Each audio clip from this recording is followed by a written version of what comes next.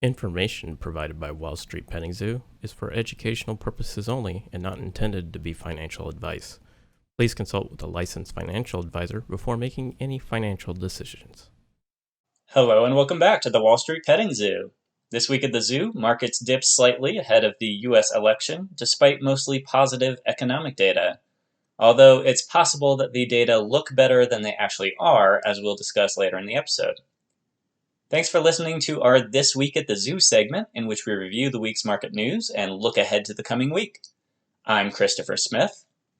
And I'm Robert Coburn. Big picture, forward-looking economic data released this week showed continued improvement in the overall economy.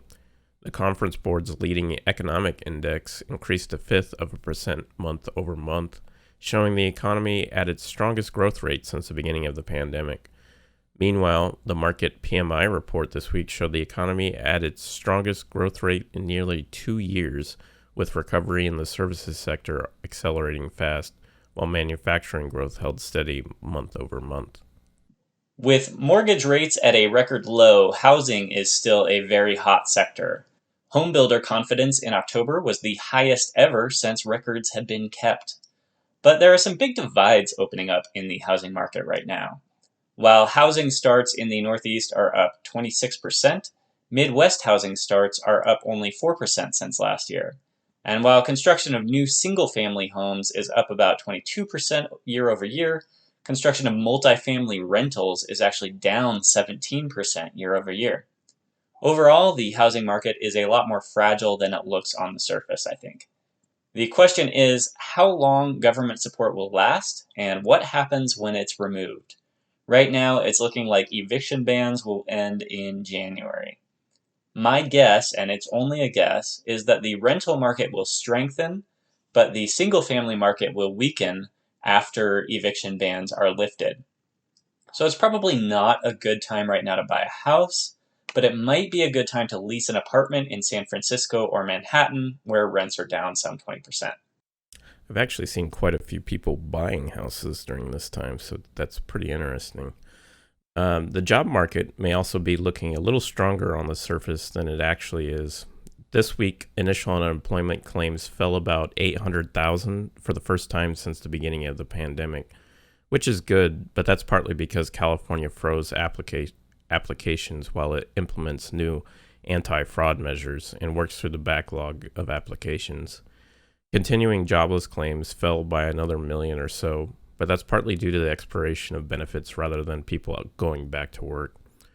There are lots of problems with the numbers and lots of different programs at this point, but the best estimate is that we still have about 23 million Americans receiving some kind of an unemployment insurance, which isn't very good.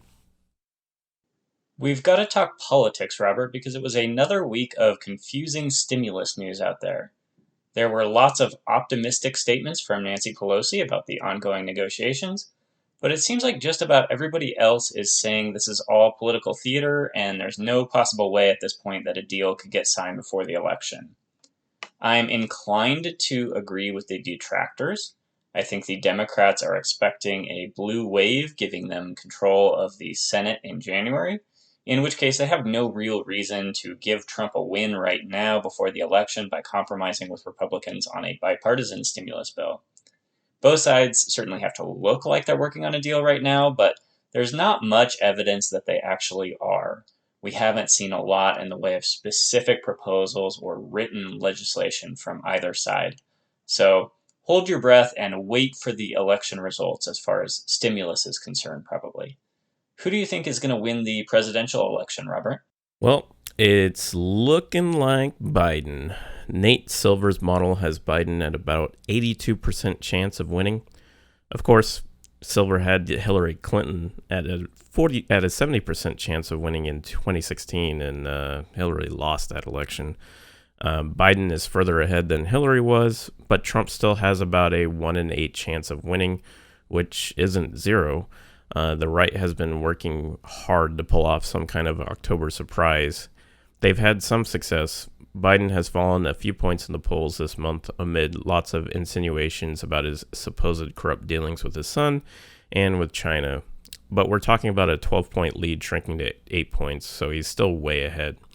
And a lot of people have already voted by mail. So even if some big new October surprise came out tomorrow, I'm not sure how big an effect it could have on the election now.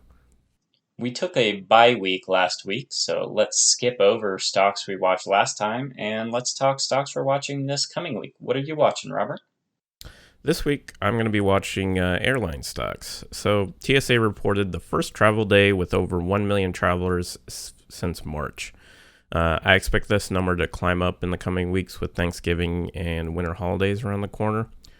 We don't see the same numbers we usually see, as most businesses have heavily restricted travel, and some families that normally travel may opt to stay home and celebrate over a Zoom call. There is also the possibility that due to increasing COVID numbers that the government may restrict travel. I don't think they will be restricting air travel, and based on what I've observed personally, I think even if the government attempted to restrict travel, people would still travel regardless. What about you, Chris? What are you watching this week? Well, we're in the throes of third quarter earnings season here, so I'm going to be watching the earnings results for Merck, Allison Transmission, AbbVie, and Altria. These are all stocks that I consider to be undervalued that I have been holding for the long term. And so if they post strong results, then it's possible that they could go on a run as the price corrects to be commensurate with the value, the underlying value of these stocks. So it's going to be a big week for me because this is almost a quarter of my portfolio reporting results in a single week. So I look forward to debriefing on these results when we come back in a future episode.